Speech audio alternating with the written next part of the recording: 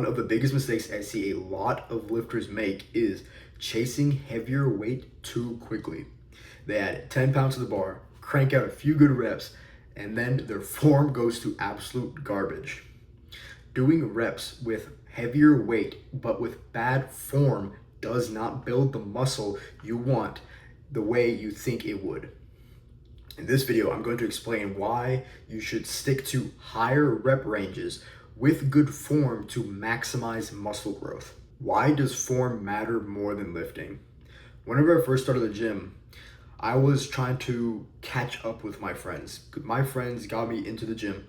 They already had a month on me. They're also bigger than me, so they were stronger than me in every single lift. I wanted to not seem as weak, so I would try to go higher weight quicker. Then they told me something that has stuck with me ever since then. Form over ego. Keep your ego at the door. When you walk into the gym, it is all about your form, not your ego. Your muscles have no clue how much weight you're moving. They only understand tension. So if you are repping 100 pounds on bench, your muscles have no idea that it's 100 pounds. They only know what 100 pounds feels like. They only know, yes, this is giving me tension, use this to grow. If your muscles only respond to tension, why would it matter to you? Your brain. Why would it matter to your brain if it doesn't matter to your muscle? It's just the ego game. You go on Instagram and then you see some other you go on Instagram and you see some guy lifting like 350 pounds on bench and just repping it out like it's nothing, like it's a warm-up weight. And you compare yourself to him and you're like, oh, maybe I should do that. Not everyone can do that. Not everyone can do that. That guy's probably really, really gifted. So you gotta stay in your own lane. You have to stay in your own lane. You can't keep comparing yourself to others.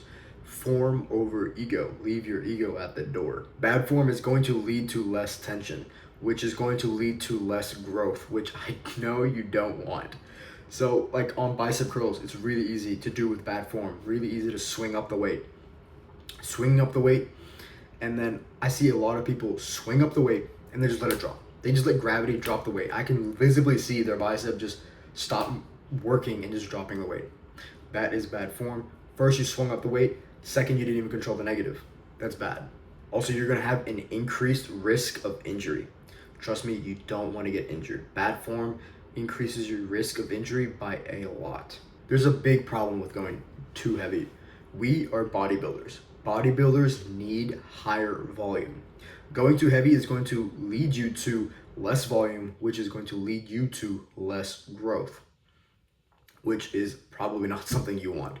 If you are a power lifter, going heavy is what you want to do, but you are a bodybuilder. Stick to the rep ranges in which it is good for bodybuilding, not powerlifting. So you're going to have to increase your volume, which is likely going to decrease the amount of weight. Might strike your ego, but that's what you're going to have to do. Going really heavy looks really impressive to the average gym goer, but if you do it with bad form, people who understand the gym, we know that it's not impressive. This is not something to be proud of. If you can rep 50 pounds on bicep curls for dumbbells, if you can do that with strict form, that's impressive. If you can do that by just swinging it up, that's not impressive. That's called a cheat curl. Cheat curl for a reason. What's the solution? Solution is very simple. You've probably already guessed it. Stick to quality reps. Drop the weight back down. Drop your ego and aim for 10 to 15 reps. Aim for 10 to 15 reps on each of your sets. This is going to really drive your muscle growth. If 15 reps becomes too easy, but increasing it to the next increment, the next weight increment is leading you to only get 6 to 8 pounds, cut it back down to the weight that you're able to get 15 reps with, and then hit that weight for 20 reps. So let's say on lateral raises. Lateral raises is notorious for whenever you increase the weight, it just gets substantially harder and your reps just drops. It just tanks. So let's say you're doing 20 pounds for 15 reps on dumbbell lateral raises. If you increase it to 25 pounds and you're only able to get 6 reps, 6 good reps, and then maybe 2 more bad reps in, It's not time for you to increase your weight. Cut it back down to 20 pounds and do 20 reps with that. This way you will maximize your muscle growth. When you get to 20 reps with 20 pounds, then you're most likely going to be able to hit 10 to 15 reps pretty easily. Train your muscles, not your ego. So with bicep curls, it's really easy to cheat on bicep curls if you are not paying attention.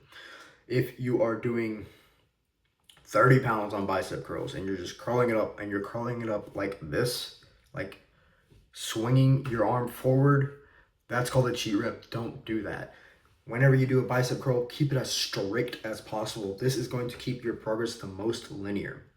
Adding another variable of swinging is probably not something you want to do. And to be clear, cheat reps are okay if you meet these two requirements. The first one is you can perform it safely. If you can't perform it safely, don't do it. And two, you are doing it knowingly, you are willingly doing it so you can get closer to failure.